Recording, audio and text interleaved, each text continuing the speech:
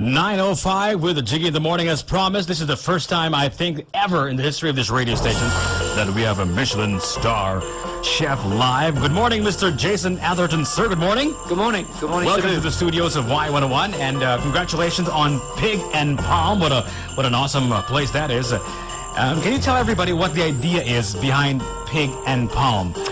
What is it all about? What's the concept? Go ahead, sir. Sure. So, well, Pig and Palm is my first restaurant in the Philippines. So I was super excited to come home. My wife's from Cebu, so I'm it's bringing a little bit of our love story here back to Cebu. Okay.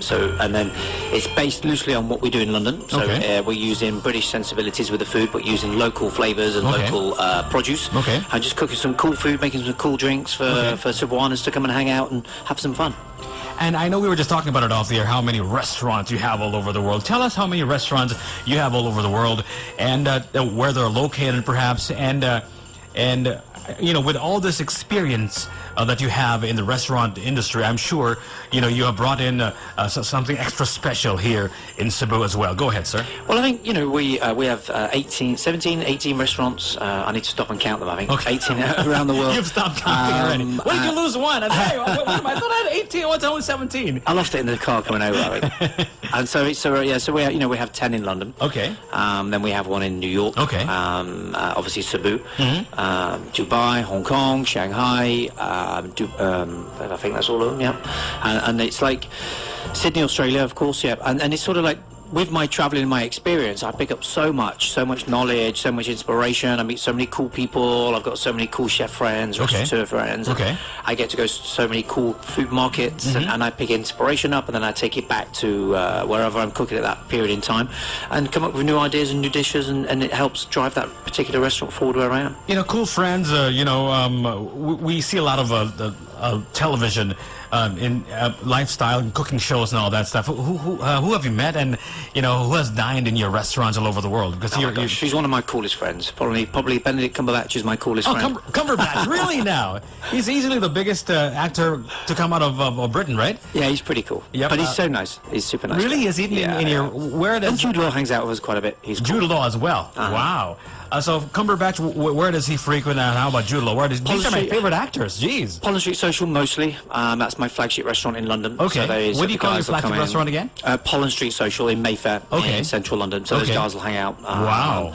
And we have so many people, but we're a humble company. We make sure that there's no paparazzi and stuff, and they get their peace and quiet. Really? And they just come for good food like me and you, right? They just want to come and hang out with their friends and family and celebrate what they need to celebrate like we do. And so how do you not make the crowd not go crazy, when Cumberbatch or Jude Law is in the premises? How do you do that, sir? That must be a very difficult job. No, I think it is. It's just making sure we keep their privacy very private. Okay. I mean, just recently we had the Beckhams hideout, one of our restaurants for the night for a very low-key celebration. So we, because the windows are quite bright, we blacked out the windows for them. We had a special company black it all out, and then we put security on the door just to make sure everything was safe for them. So that's we just take good care of them, really. That's our job, right? Hospitality. We take good care of people. Do they have like a special exit or a special entrance as well? No, because we don't really do that. London's very tight on space, right? Okay. So sometimes some of the hotels do that, but we always use the front door like everybody else. And of all the 17, 18, or I don't know how many restaurants you have, how many are Michelin-starred restaurants? We have 3 Michelin-star restaurants. So obviously my flagship restaurant is Michelin. We also have another restaurant in the City of London on top of Tower 42. The old NatWest building in the city is also Michelin-star. And then we have one restaurant in Soho in central London called Social Eating House. That's also Michelin-star. So we have a few. You have all these restaurants in New York, in big cities, in London, and now you're here in Cebu. The flavors of London and the United States, in New York and in the Philippines, in Cebu City, are quite distinct. What made you decide to open a restaurant here, of all places, in Cebu City? Really simple, really. We have some amazing friends, the Young family, who have been very supportive. They have an amazing building down in Cebu Business District, and they approached us and said, look, would it be really cool if we opened a cool little restaurant together. And so Chris and Carlo, our best friends here, put a plan together, and then 6 months later, Pig and Palm was born. We got to bring a little bit of our skills from all over the world back to home, to our second home here in Cebu. Well, Ira's first home, my second home. You know, if you have a new restaurant, especially if it's like a new way of cooking, it'll get mixed reviews in the beginning, and then people slowly understand what your restaurant is all about. That's just the way it is here in Cebu, and maybe perhaps all over the world, especially if it's new. Yeah. What do you think sets Pig and Palm Restaurant apart from other restaurants, not just in Cebu but all over the world? I think what's really important is never judge yourself against other people, and that's my motto and everything in life. You're on your own journey. I think it's important that you stick to your beliefs. You work extremely hard, be very humble. Never celebrate success. Only celebrate your team members. And never celebrate achievements. Just work hard. Let your customers celebrate your greatness if they think you've achieved it, and just be a really down to earth person and work really hard. I mean, you know, I'm a massive fan of Jason Hyatt here in Cebu. Yeah, he has a lot of restaurants as well. And he does exactly that. He works extremely hard. His restaurants are fabulous, and I'm a huge fan of his. And I think he's a perfect example of what it takes to be successful in a foreign land when you're not from there. And we do that all over the world. That's what we do. You know, it's all about mindset, right? And you have obviously the mindset, like your friend Jason, but to translate and to bring that mindset to your people is one of the biggest challenges. How do you do that? How do you manage to transport the way you think to other people's minds as well, if you want to call it that? Yeah, I think it's being a leader. I think it's something you have to work hard at. People say you're either born to lead or you're not. I don't believe in that. I believe in the fact that you can work hard to be a leader. And you learn as you go along. And when you're at the very top of the tree, like I am with my company, you know, and we have like 1,200 people now work for the including company. Including Cebu, and everyone looks to you for inspiration. So you have to make sure that you lead people in a respectful manner, and making sure that you're someone they want to follow and aspire to be, and that's what you do on a daily basis. You know, what is Jason Atherton's mindset when it comes to cooking? What do you think about when you're in the kitchen, when you're in your kingdom, in your domain? I just love food. You know, I'm like mental about food. I live, eat, breathe, sleep, dream food. My wife, bless her, is always played second fiddle in my life to food in a good way. And she completely gets that hospitality is the very blood what flows through my veins. You know, when she's Googling the latest dress from Gucci in bed, when we're about to go to sleep, I'm Googling food, Instagram accounts, you name it, just seeing what other chefs are doing, what's new out there, what's exciting. Even with all the achievements we've done, it was never about achievements. It was only ever about being a great chef. And even today when we go to Pig and Palm, me and Chef Carl, who's our chef down there, who's an amazing guy from the UK, he's loving his time here in Cebu. We've got several new dishes we're working on, and I'm excited about that. I'm so excited to be working on new dishes rather than doing other stuff. I just like being in the kitchen. Just in case you're wondering, ladies and gentlemen, what's going on over here, we're having a nice conversation here with Michelin-starred restaurant owner Jason Atherton of Pig and Palm. He's here and he's live, and you know what, I've never met anybody as famous as you, quite obviously all over the world. You were Britain's ambassador for food in the United Kingdom for a time. Are you still in that? And how did you get that? How does that work? David Cameron, when he was in office, contacted my office. I went to see him at number 10 Downing Street, which was a big honour for me. I took my wife along, and we were there suited and booted to go and see the Prime Minister. And he just said, you're travelling so far and wide across the world, and you're so well known for food. We'd like you to be part of our great campaign and to celebrate everything what's great about Britain in food. And do some speeches and talk about export and import and produce and how passionate you are as a chef about Great Britain. And I was honoured to do it. So yeah. Wow. The ambassador of food in the United Kingdom. Unbelievable. And do you still hold that position, or is it just coterminous with the David Cameron's... well, he's out now. He's out so now. I'm waiting for Theresa May to settle down and see if she still wants me to continue. Live in the studios of Y101, Jason Atherton of Pig and Pump. We're going to talk to you some more if you don't mind. You can stay here a little bit longer. I know you're a very busy person, of course. I'd love to stay. He's very passionate about his being a chef. He's very passionate about food. And we're going to ask him in a few moments when it first started. What was the moment when he realized this is what I want to do with my life? We're going to give you some time to answer that question. In the meantime, listen to this. It is now 9:15. 9:22, still live in the studios of Y101. Jason Atherton, Michelin-starred restaurant. Of course, he has a lot of those all over the world. And, of course, when did this all first start with you, Jason? What was the moment in your life when you said, oh, man, this is what I want to do for the rest of my life? I think, I've been doing it now 29, nearly 30 years, so it's a long time.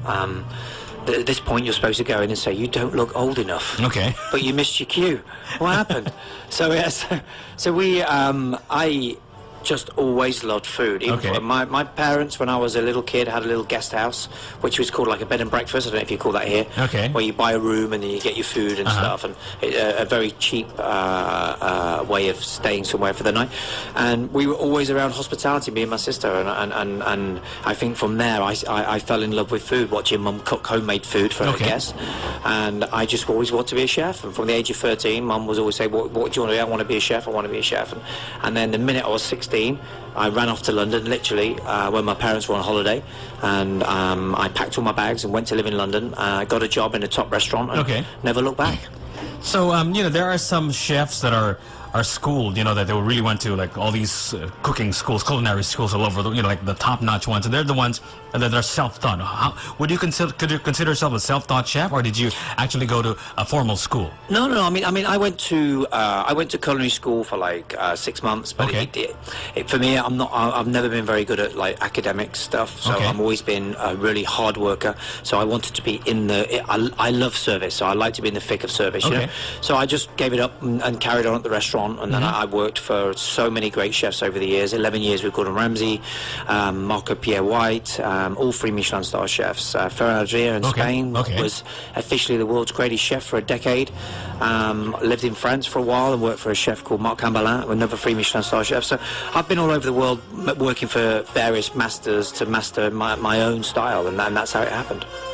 When you say service, because Cebu's service has improved by leaps and bounds, but there's still much to be desired when it comes to service here in Cebu, especially in restaurants. When you say service, do you mean servicing and making the food, or do you mean even when it has left the kitchen and into the tables? Do you also mean that service? Because that also is I think, crucial. Yeah, I think it's like what we mean by service is when you open your restaurant at midday and it shuts at 3 and then reopens at 6 and shuts at 11. That's your service time. That's what we call service time. So that's our battleground.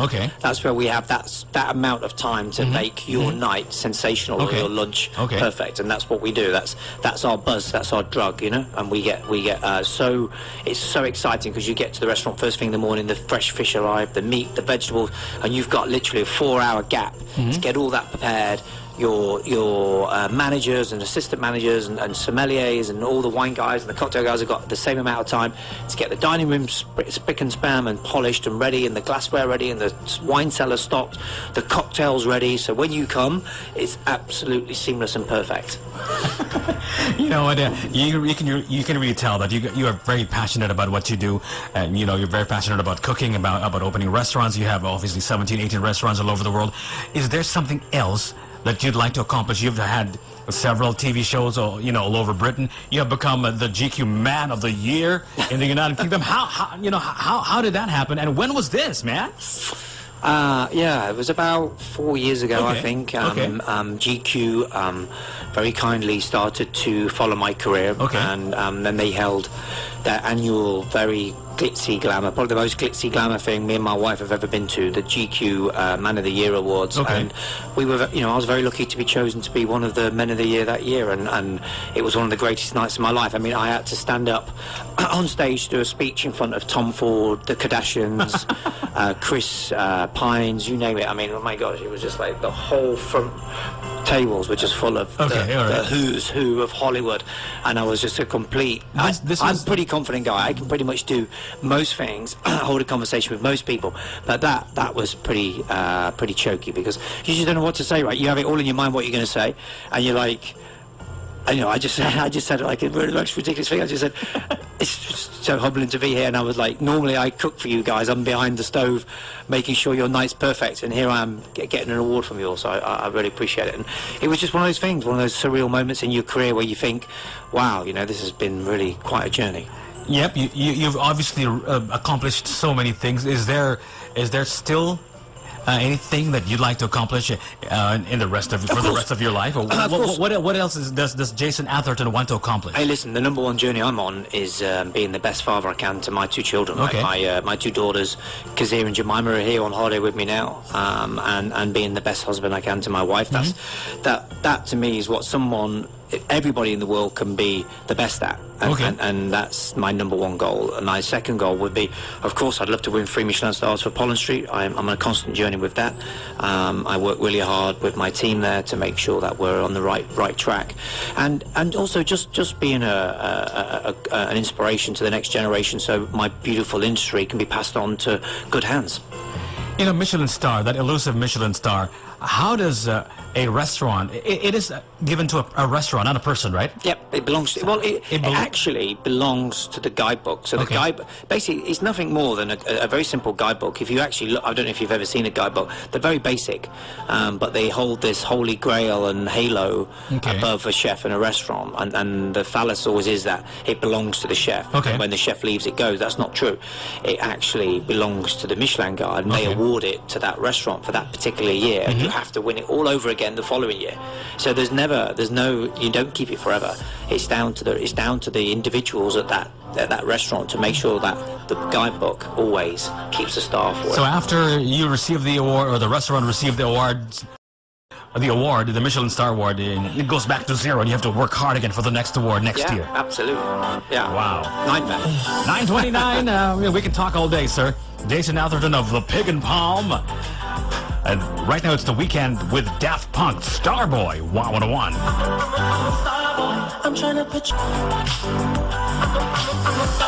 Y101 Rhythm of the City. I'm a star boy, and we have a Michelin star restaurant owner, Jason Atherton, live in the studios of Y101. He's the man behind the Pig and Palm. And during the holiday season, I'm sure you've got something extra special prepared for everyone, right, Jason? Yep. Tell us all about it, sir. So we obviously we're open throughout the holidays. Only shut Christmas Day, but we are doing a special dinner on the 22nd and 23rd, where I'm doing some of my dishes from my restaurant in London. Okay. So that's going to be an exciting event. And we've got stuff going on New Year's Eve, so forth and so forth. So it's going to be an exciting, happy holidays. And I'm also staying all the way till Cinelogue. Wow, you're finally getting my first ever Cinelogue. Wow, so you also have 14 years, I think I've been coming here. Really, and this is the first time. This is my first time. Wow. Okay, you could not have come out at the better time than this year.